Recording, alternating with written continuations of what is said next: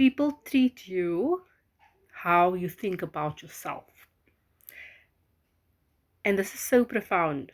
Like when you are having an interaction with different people, you might come across as being different, not always the same.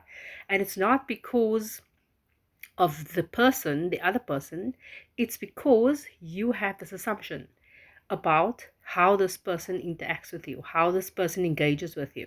So, for instance, you might, let's say it's someone that you have a good relationship with, a good friendship, whatever it is. This person will then have a good relationship with you. You perhaps get along so well, like everything is just aligned, like you just get each other. And it's not because of the other person, it's because of what belief you are holding about this person, react engaging with you. So for instance, if you think, you know what, this person makes me feel good, this person really likes my conversation, they like having me around, they like being around me, then guess what, that person will reflect you back.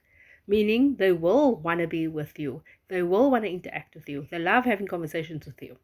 But when you have an assumption about someone who doesn't like interacting with you, for instance, you feel like the focus isn't there when you're talking, there's no eye contact, they're always talking to someone else while they're talking to you, or they're just not listening, right? It's not because this person doesn't want to listen to you. It's because you have an assumption that this person doesn't want to engage with you, or this person gets bored by you, or judging you, whatever it may be. So I want to tell you about this video that I watched where this doctor had a experiment, right? And he took a whole room of people and he divided them up in two. And what happens is the first group, what he did was he made a scar, like with makeup, right across the face. And then he gave them a handheld mirror to see what their face looked like. And when he was done, he took the mirror from them and he said, okay, so now what I'm going to do is I'm going to touch it up with a little bit of foundation. So it might still show, but I'm just going to try to make it not look so obvious, right? And then he obviously did his thing. And then he said, okay, now I want you to go mingle with the other half of the group, right? They were split in two. They went out, and then like an hour, 2 hours later, they came back and he wanted feedback of what happened. And majority of them said that they felt judged by the other person. It was almost as if that person didn't want to engage with them, didn't want to speak to them, were kind of going back, like backwards. And they just felt like they were being judged for having the scar on their face. But the amazing thing is what happened after that. He gave him the mirror and he said, when I told you that I was going to put foundation on your scar, I actually rubbed off the scar, which means there was no scar when they were mingling, when they were talking to the other group. So what does that tell you?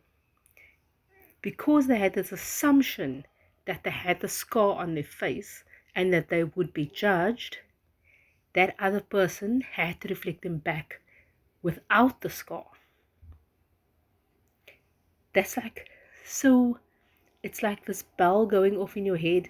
Like it's not really that they're judging you for who you are judging yourself.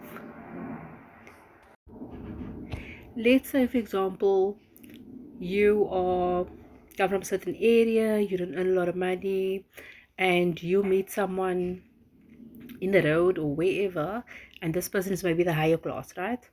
Because that's what we do, we put each other in groups. You are the higher class, so we don't really mingle with you because you think you're up there and I'm down here. You're doing it to yourself, guys. Not because of your status, financial status, or where you're living. You are putting that assumption on yourself, that judgment on yourself. So what happens is that person has to reflect you back. So when you're speaking to someone, let's say on the higher class, how do you feel? It's like, maybe I'm not intelligent enough to have a conversation with this person, or maybe this person looks down on me, or I'm just not on that level, so I don't mingle with anyone that's higher than me. But that's an assumption that you put on yourself. So if you assumed that that person wants to hang out with you, that person wants to engage with you, this person wants to be around you, guess what? They have to reflect you back. So don't think that it's the other person that is judging you or that you don't meet their standards. Because guess what? You're putting your own standards on your own life. So I just thought I need to share this because we do it. We do it daily. And we're always trying to blame the other person.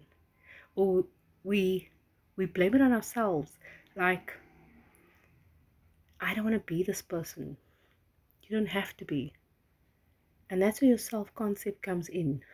Irrespective of your financial status or where you live, it's about I am good enough. I am important. I am chosen. I'm valuable. I'm worthy and deserving. And when you have that strong self concept, guess what? Everyone has to reflect it back. Whether it's a billionaire, whether it's a celeb, whether it is anyone, they have to reflect you back, your beliefs. So if you need some help, guys, I do offer one-on-one coaching. It's 150 Rand per month. Send me a DM or click the link in my bio.